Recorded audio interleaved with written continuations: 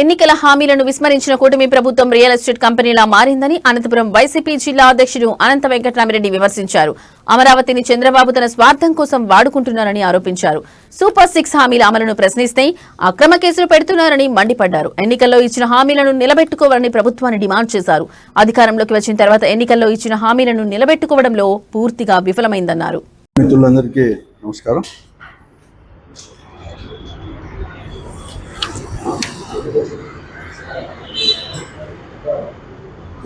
ఎన్నికల సమయంలో అనేకమైన హామీలు అనేది కూడా ఇచ్చి అధికారంలోకి రావడం జరిగింది. కూటమి ప్రభుత్వం కూడా చంద్రబాబు నాయుడు గారి నాయకత్వం. చంద్రబాబు నాయుడు గారికి పరిపాటి అయింది.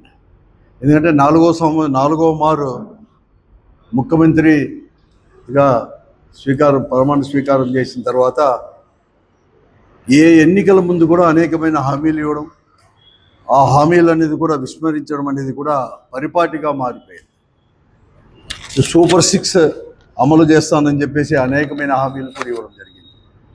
ఇంతవరకు మొదటి సంవత్సరం అంటే 2024 జూన్లో ప్రమాణ స్వీకారం చేసిన తర్వాత ఈ ప్రభుత్వం మొదటి సంవత్సరం అంతా కూడా ఒక్క హామీని కూడా అమలుపరచలేదు.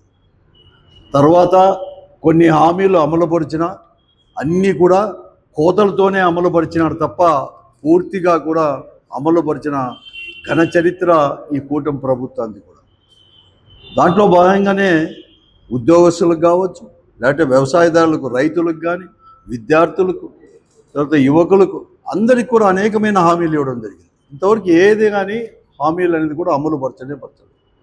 ఏదైనా కానీ అడిగితే చాలు డైవర్షన్ పాలిటిక్స్, లేకపోతే వారిపైన కఠినమైన చర్యలు కూడా తీసుకోవడానికి కూడా ఎక్కడ కానీ వెనుకాడు లేకుండా ఉండే ప్రభుత్వం కూడా ఈరోజు కూడా.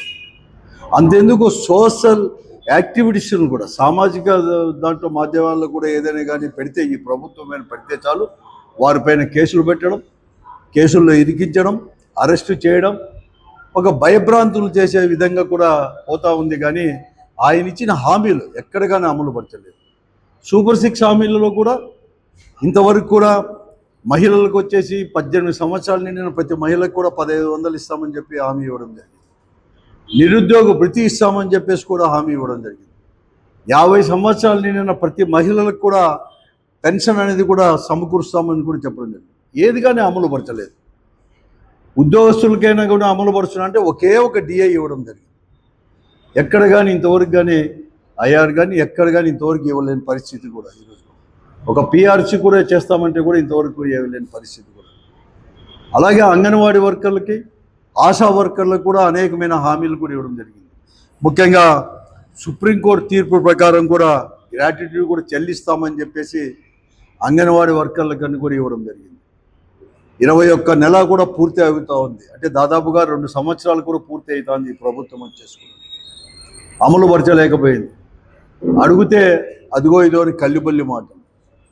మొన్న విజయవాడలో సోమవారం వచ్చేసి వాళ్ళందరూ కూడా వారు చెప్పినట్లుగా ప్రభుత్వం ఏదైతే ఎన్నికల్లో హామీలు ఎలా ఇచ్చేశారో అలాగా పెంచమని చెప్పి అడిగితే మేము అనేది కూడా సాయంకాలం అయిన తర్వాత మరుసటి రోజు వచ్చి చర్చలకు పిలుస్తాము, చర్చల్లో పాల్గొనండి అని చెప్పి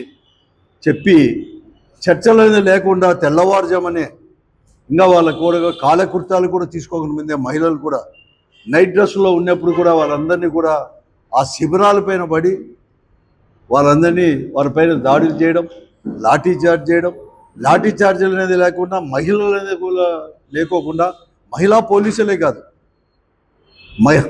మగ పోలీసులు కూడా వారందరూ కూడా చేసేసి పిన్నులతో గుచ్చడం, వాళ్ళందరినీ అరెస్ట్ చేసి అర్ధరాత్రి తీసుకొని పోవడం కూడా చాలా దారుణమైనది. కనీసం అరెస్ట్ చేసి కూడా సుదీర్ఘ ప్రాంతాలకు కూడా వాళ్ళందరినీ కూడా తరలించడం, అప్పటికప్పుడే కూడా ఇవన్నీ చేయడం కూడా చాలా దారుణం. దీన్ని వైఎస్ఆర్ కాంగ్రెస్ పార్టీ తీవ్రంగా కూడా ఖండిస్తూ ఉంది.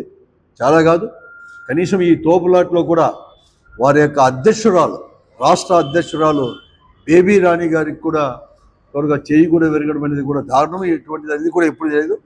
చాలా కూడా ఎందుకంటే చంద్రబాబు నాయుడికి ఇదేం కాదు, ఆ రోజు కరెంటు ఛార్జీలు పెంచినవి తగ్గించాలా అని చెప్తే 2000 సంవత్సరంలో అనుకున్నాను, ఇదే మార్చిలోనే 2000 సంవత్సరంలో గుర్రాలతో కూడా తొక్కించిన వైనాన్ని కూడా ఈరోజు మనం అంతా కూడా మతికి తెచ్చుకోవాల్సిన అవసరం ఉంది. అంటే చంద్రబాబు నాయుడు గారు ఇలాగే ఇటువంటివన్నీ చేస్తుంటే ఎక్కడ చూసినా కూడా అంతే. ఈరోజు దారుణంగా కూడా ఈరోజు రైతులు కానీ ఇవన్నీ గిట్టుబాటు ధర లేని పరిస్థితి కూడా ఈరోజు కూడా ఉంది కూడా. కాబట్టి ఇప్పటికైనా కానీ నేను చంద్రబాబు నాయుడు గారిని ఈ ప్రభుత్వాన్ని హెచ్చరిస్తూ ఉన్నాను కూడా. మేమందరూ కూడా నువ్వు ఏదైతే హామీలు ఇచ్చావో హామీలన్నీ కూడా అమలుపరచు. నువ్వేదో మొట్టమొదటి తూరి ముఖ్యమంత్రి కాలేదు. పవన్ కళ్యాణ్ గారు కావచ్చు, వాళ్ళందరూ కూడా భారతీయ జనతా పార్టీ కావచ్చు, ముగ్గురు కలిసి కూడా ఈరోజు కూడా ఇవ్వడం జరిగింది. ఈ హామీలన్నీ కూడా మీరు చేయాల్సిన బాధ్యత మీ పైన కూడా ఉంది. లేకుంటే ఇంకా కూడా తీవ్రమైన పరిణామాలు కూడా చేస్తున్నాము. ఖండించేదే కాదు, రేపు అనేది కూడా ఏదైతే ఈ అంగన్వాడీ వర్కర్లు కావచ్చు, లేకపోతే ఆశా వర్కర్లకు ఏదైతే కనీస వేతనాలు చెల్లిస్తామని చెప్పినాడో ఇవన్నీ వారు తీసుకునే దానికి కానీ వారి పోరాటంలో కూడా వైఎస్ఆర్ కాంగ్రెస్ పార్టీ కూడా పూర్తిగా కూడా భాగస్వామ్యం కూడా వహిస్తుందని చెప్పేసి కూడా మేము కూడా చెప్తా ఉన్నాము. వైఎస్ఆర్ కాంగ్రెస్ పార్టీ తరఫున ఇవన్నీ కూడా హెచ్చరిస్తున్నాను, చేస్తున్నాను. ఇవే కాదు, ఈరోజు కూడా అనేక రకాల కూడా ఈరోజు కూడా రైతులకు గిట్టుబాటు ధర లేదు, వారిని అడిగేవారే లేదు. ఈ పొద్దు పప్పు శనగ కావచ్చు, అదే ఏ పంటకు కూడా ఈరోజు కూడా గిట్టుబాటు ధర, మొక్కజొన్న కానీ గిట్టుబాటు ధర లేని పరిస్థితి. ఎవరు కానీ మీరు వచ్చేసి ప్రభుత్వం కొంటామంటే అది కూడా కొనలేదు. అడిగితే దాటివేసే ధోరణి, లేకుంటే ఏదైనా కానీ వారు ఎవరైనా చేస్తే వెంటనే పోలీసు వాళ్ళని పంపించడమో ఇవన్నీ కూడా చేస్తూ ఉంది. అంతేకాదు ఈరోజు నేను పోలీసు వారిని కూడా, పోలీస్ శాఖనే మొత్తం మేమంతా కూడా హెచ్చరిస్తున్నాం కూడా. మీరు అప్రజాస్వామ్య పద్ధతిలో చట్ట విరుద్ధంగా ప్రభుత్వం చెప్పిందని చెప్పేసి వారికి మడుగులు ఎత్తుతూ మీరు పోతే మీ పైన కూడా తప్పకుండా కూడా చేస్తాము. ఎందుకంటే నేను చేస్తున్నాను. అంతేకాదు ఈరోజు ఏదైతే అప్రజాస్వామ్య పద్ధతిలో వ్యవహరించారో ఈ పోలీసు వారి పైన కూడా ప్రభుత్వం కూడా చర్యలు చేపట్టాలా అని చెప్పేసి కూడా మేము డిమాండ్ కూడా చేస్తూ ఉన్నాం కూడా. ఈరోజు ఎలా ఉందంటే ఈ ప్రభుత్వం ఎట్లుందంటే అధికారంలో ఉండే ఈ తెలుగుదేశం పార్టీ కావచ్చు, ఈ కూటమి పార్టీలు అన్నీ కూడా వారి యొక్క ప్రజాప్రతినిధులు, ముఖ్యంగా ముఖ్యమంత్రి దగ్గర నుంచి ముఖ్యమంత్రి కుమారుడి దగ్గర నుంచి అందరూ కూడా ఎలా ఉన్నారంటే ఏదో రకంగా కూడా దోచుకోవడం, పంచుకోవడం, దాచిపెట్టుకోవడం అనే పద్ధతిలో ఈరోజు వీళ్ళు ప్రజాప్రతినిధులు పోతున్నారు. ఎక్కడ కానీ వారు ఇచ్చిన హామీలు కానీ లేకపోతే ప్రజల యొక్క సమస్యలు కానీ తీర్చడానికి కానీ ఎక్కడ కానీ ప్రయత్నం కూడా చేయలేదు. ఈరోజు ఎక్కడైనా కానీ ఏదైనా అభివృద్ధి కార్యక్రమం ఏదైనా కానీ చేపట్టాలన్నా కూడా ఈరోజు ఎవరు కానీ ముందుకు రాలేని పరిస్థితి కూడా. ప్రభుత్వమే పరిశ్రమలు స్థాపిస్తామని చెప్పి వస్తే పారిశ్రామికవేత్తలకి భూమి కూడా కేటాయిస్తే ఆ భూములు కూడా మాకు వద్దు అని చెప్పేసి మళ్ళీ కూడా 1 సంవత్సరం తర్వాత మేము పరిశ్రమలు ఈ రాష్ట్రంలో అనేది కూడా ఎక్కడ కానీ మేము పెట్టలేము, మీ వారి దాడి తట్టుకోలేకపోతున్నాం, మేము వారి కమిషన్లు ఇవ్వలేక మాకు వద్దు అని చెప్పేసి భూమినే హ్యాండ్ ఓవర్ చేసే పరిస్థితి కూడా ఈరోజు కూడా నిన్న రాష్ట్రంలో జరిగిన అన్ని కూడా చూస్తాం. వెనక్కి ఇచ్చేసే పరిస్థితి ఎక్కడ కానీ. అంతెందుకు మన జిల్లాలోనే, మన అనంతపురం ఉమ్మడి జిల్లాలోనే తిమ్మ సముద్రం, మన అనంతపురం జిల్లాలో అంటే జిల్లా విడిపోయిన తర్వాత తిమ్మ సముద్రంలో 121 ఎకరాల జిన్ఫ్రా కంపెనీకి తీసుకుంటే మాకు వద్దు అని చెప్పేసి మళ్ళీ వెనక్కి వచ్చింది. అక్కడ ఉండే ప్రజాప్రతినిధులకి కమిషన్లు ఇవ్వలేక మా చేత కాదని చెప్పిన వైనాన్ని కూడా ఈరోజు కూడా అందరికీ తెలుసు. అలాగే సత్యసాయి జిల్లాలో గుడిపల్లి దగ్గర Azad mobility India company వాళ్ళు ఏదో పరిశ్రమ కోసం చేస్తే లిమిటెడ్ వాళ్ళ కంపెనీ చేస్తే అక్కడ కూడా ఏం జరిగిందో అందరికీ కూడా తెలుసు.